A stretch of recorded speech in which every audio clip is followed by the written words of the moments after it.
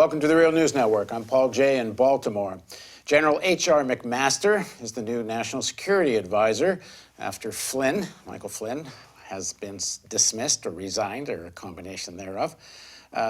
General McMaster is also the author of a fairly well-known book, certainly in military circles, I should say, Dereliction of Duty. Now joining us to talk about McMaster is another military man, Colonel Lawrence Wilkerson. Larry joins us from Williamsburg, Virginia. Larry's the former Chief of Staff for U.S. Secretary of State Colin Powell, currently an adjunct professor of government at the College of William and Mary, and a regular here at the Real News. Thanks for joining us again, Larry. Thanks for having me, Paul. So first of all, let me just ask you generally, what do you think of the McMaster appointment? I think he will make a much better national security advisor than Michael Flynn, who had not the intellect, the temperament, or the character, or apparently the good sense, common sense, to be national security advisor. I won some money on him. I did not know he'd leave with such alacrity, 24, 25 days, but I did predict he'd be the first one to leave.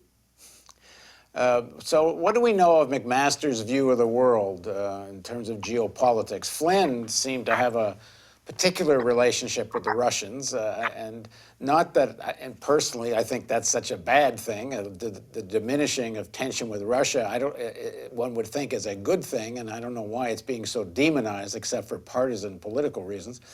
But that being said, Flynn seemed to be very much focused on attacking Iran or some targeting of Iran. What do we know about what McMaster's view of the geopolitics is? I'm going to be very frank with you, Paul, and say that I think, like I would call Colin Powell these days, that Lieutenant General McMaster is very much an advocate of America's imperial role in the world. But I will hasten to add that I think, like Powell, he will be a lot more circumspect about where he recommends using military force in support of that role. As a former military officer myself, a military professional, a person who now teaches this sort of thing at university level, that's not that discomforting to me. It's discomforting when I think he or she picks an occasion to use military force that, in my mind, is anything but what should be done. And that can come from the president, from Bannon, from any number of other people within the administration, too. I like to look at McMaster as sort of a balancer of that, and a person who will refer to Realpolitik, to realism more than others, and perhaps influence the debates, the discussions in that way. Now, President Trump has made his stated main foreign policy objective, the wiping ISIS off the face of the earth. Here's a piece of Trump when he spoke at the CIA, a little clip. Can we play that now? We've been fighting these wars for longer than any wars we've ever fought. We have not used the real abilities that we have. We've been restrained. We have to get rid of ISIS. We have to get rid of ISIS. We have no choice. So Trump says the U.S. military has been restrained in fighting ISIS. It's somewhat a similar argument McMaster gave in his book, Dereliction of Duty, that you can't fight incrementally, that in the Vietnam War, because of partisan and personal political agendas from President Johnson and others associated with him, this incremental buildup in Vietnam is what led to the defeat in Vietnam, that if you're going to fight, you got to go all out. You and I talked off camera that McMaster's not the only one that makes that argument, and there's a certain logic to it. If you're going to fight, you go all out. Then you could debate about the if.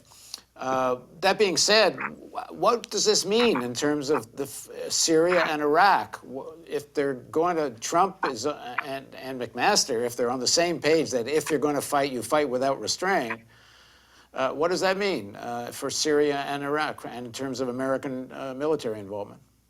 Well, I've just done a 3-hour case study with my students on Vietnam, so I won't go there. But let me say that what alarms me about what you just played and what Trump has said in other venues is that he thinks ISIS is a number one threat, even a number two or a number three threat, when he's got things like China, North Korea, and so forth to look at. Just the fact that the Iraqis are handing ISIS its writ to leave the whole region is enough for me. The Iraqis, Paul, the Iraqis are beating ISIS right now and could have beaten them before had they gone about it right and had some leadership. So ISIS is no monumental threat. It's not even a third or a fourth order threat. Even if it sends fighters into Europe and into the United States with bomb-making capacity and everything else, there is no way ISIS is going to eliminate Europe or eliminate the United States. It's preposterous to say they would. All this is hype spoken to that 10 to 15% of Trump's followers who are certifiable. It's hype spoken to the male Talibanic Christian racists in his ranks, of which there are quite a few. That's what it is.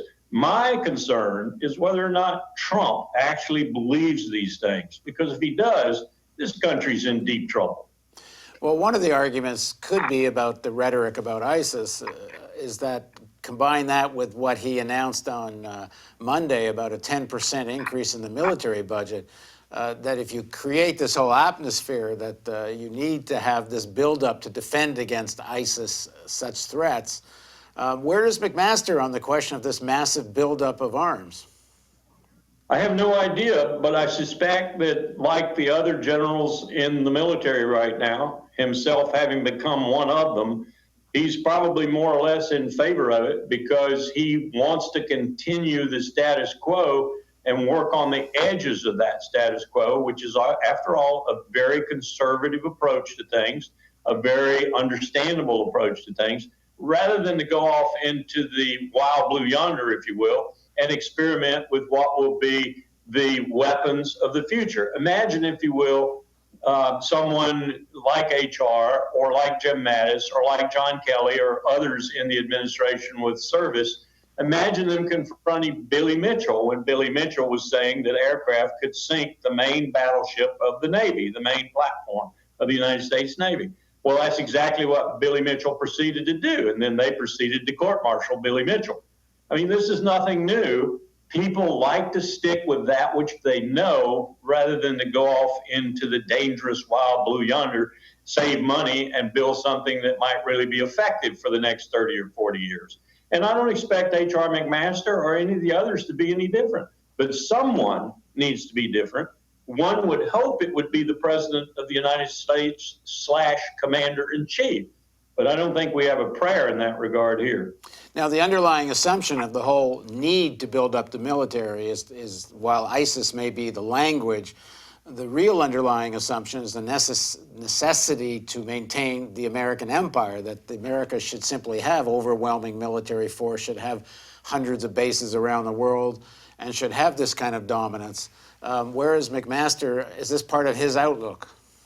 I do think he, like, as I said initially, like Colin Powell, has basically this imperial outlook. I think most military officers do, not all. I hasten to add, not all, but most do, that they're going to follow the orders of their vested leaders in order to improve on, extend, and even deepen the empire's holdings. That's just the nature of the beast, I think. That's what we've become. And to a certain extent, you get off that tiger, as it were, only at the risk of the tiger turning on you and eating you. So it's understandable in that sense. It's not necessarily the best course of action this state should be pursuing, though, and it's certainly not the best course of action we should be pursuing given our allies and friends around the world who are looking to us for leadership and support. I hope that what we see is just what I think it is. It's a handout to the military by a president who's very insecure, who doesn't like being insecure, who loves the military trappings and all the military around him and wants to pay them sufficiently to keep them around him. I hope it's not because he wants to use them. All right, thanks very much for joining us, Larry. Thanks for having me, Paul. And thank you for joining us on the Real News Network.